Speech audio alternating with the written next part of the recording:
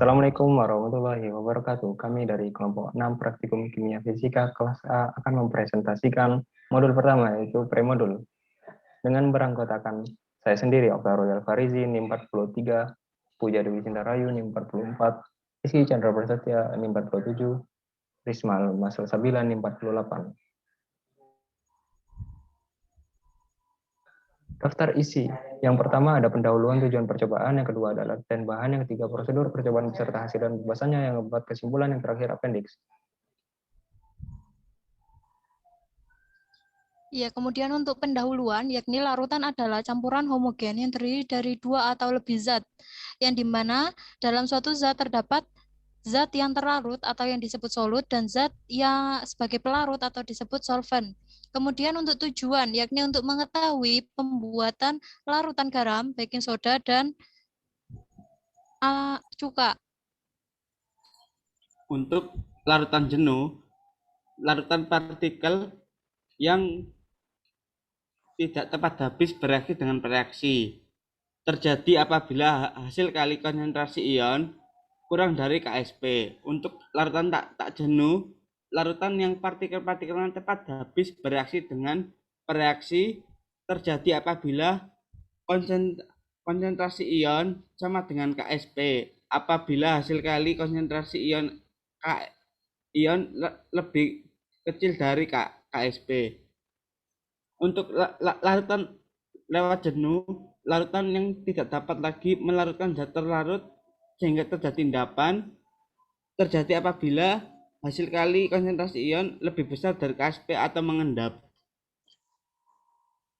Pada percobaan ini terdapat 3 bahan. Yang pertama garam. Garam merupakan senyawa ionik yang terdiri dari ion positif atau kation dan ion negatif atau anion, sehingga dapat membentuk senyawa netral.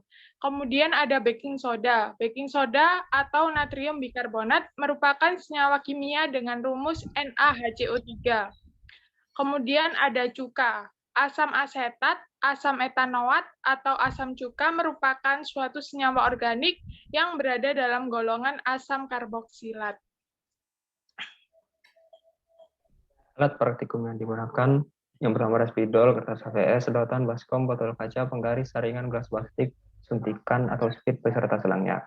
Kemudian bahan praktikum yang digunakan ada buah naga, cuka, baking soda, garam, es batu, air berwarna, dan plastisin. Ya, kemudian dilanjutkan prosedur percobaan beserta hasil dan pembahasannya. Untuk percobaan pertama, yakni pembuatan termometer secara mandiri, yang dimana step pertama yakni memasukkan air berwarna ke botol kaca hingga penuh, kemudian ditutup. Kenapa menggunakan air berwarna? Untuk memperjelas cairan, dan kenapa menggunakan botol kaca? Untuk dapat menyerap dan melepas panas lebih cepat. Kemudian untuk step kedua yakni memasukkan sedotan ke tutupnya dengan cara melubanginya, guna untuk mempengaruhi ketinggian cairan yang terdapat di sedotan. Next. Lalu untuk variabel suhu, botol kaca digenggam selama 15 menit, kemudian mengukur cairan dengan kertas HVS dan diasumsikan sebesar 37 derajat Celcius. Kemudian untuk variabel es batu, langkahnya memasukkan botol kaca ke dalam baskom yang berisi es mencair dan merendamnya selama 15 menit. Pada percobaan ini, terjadinya ketinggian air akan menurun di dalam sedotan. Kemudian kita mengukur ketinggian cairan dengan kertas HVS dan diberikan tanda. Step ketujuh, yaitu mengukur jarak antara suhu es mencair dan suhu tubuh. Didapatkan Okta didapatkan sebesar 3 cm, Puja didapatkan sebesar 2 cm, Rican 2,5 cm, Risma sebesar 2 cm. Ya, kemudian dilanjutkan percobaan kedua, yakni pembuatan sampel larutan, yang dimana step awal yakni memasukkan gelas plastik yang berisi air ke dalam baskom berisi es mencair dan dimasukkan botol kaca termometer mandiri ke dalam baskom selama 15 menit. Kemudian dilanjutkan melarutkan baking soda ke dalam gelas plastik yang berisi air ke baskom hingga terdapat endapan di bagian bawah gelas.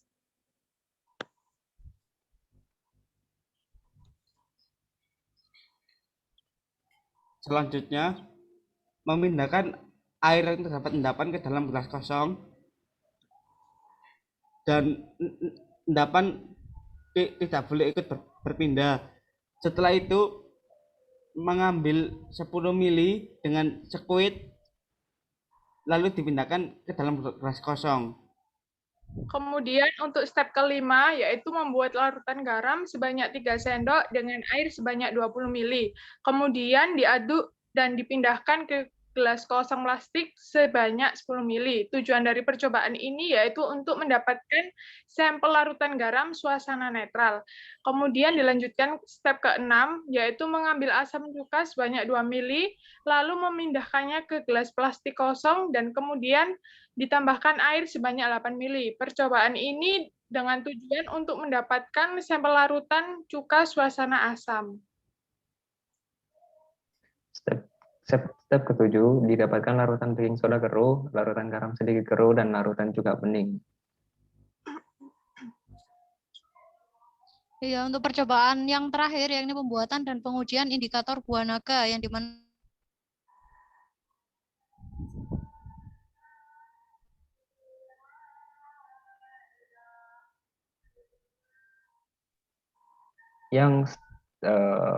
percobaan ketiga yaitu pembuatan dan pengujian indikator buah naga. Step 1 yaitu memeras buah naga menggunakan penyaring ke dalam baskom secara manual bertujuan untuk mendapatkan ekstrak dari buah naga tersebut. Step kedua yaitu menambahkan hasil perasan ke 3 gelas plastik tadi yang berisi cuka, garam, dan baking soda masing-masing sebanyak 4 tetes. Next. Selanjutnya diaduk dan diamati warnanya. Untuk oktah, baking soda berwarna ungu, cuka berwarna ungu muda terang, garam berwarna pink.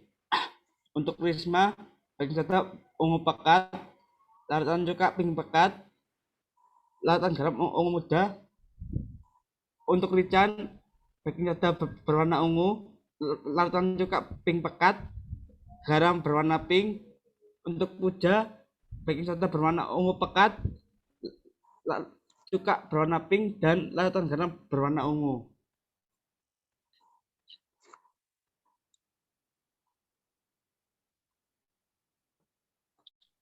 Bisa di next, Richan.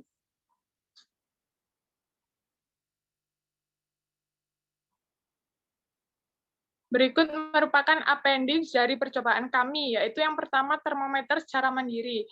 Mendapatkan kenaikan setiap 1 derajat Celcius, untuk okta 0,081 cm, untuk rican 0,0694 cm, untuk risma 0,054 cm, dan untuk puja 0,054 cm. Kemudian mendapatkan molalitas baking soda. Di percobaan kami, semuanya mendapatkan molalitas baking sodanya yaitu sebesar 0,821 molal. Kesimpulan dari praktikum premodil yang kami dapatkan, yang pertama, dalam percobaan termometer secara mandiri didapatkan jarak antara suhu es mencair dan suhu tubuh, dan didapatkan perubahan ketinggiannya pada setiap perubahan 1 Celcius. Dalam percobaan pembuatan sampel larutan didapatkan perubahan warna pada masing-masing larutan, dan dari perhitungan didapatkan molalitas dan dari baking soda. Buah naga mengandung antosianin yang berfungsi sebagai pewarna alami. Antosianin merupakan zat pewarna yang berperan memberikan warna merah. Sehingga semakin warna kulit dan buah naga semakin tinggi kadar antosianinnya. Begitu juga sebaliknya.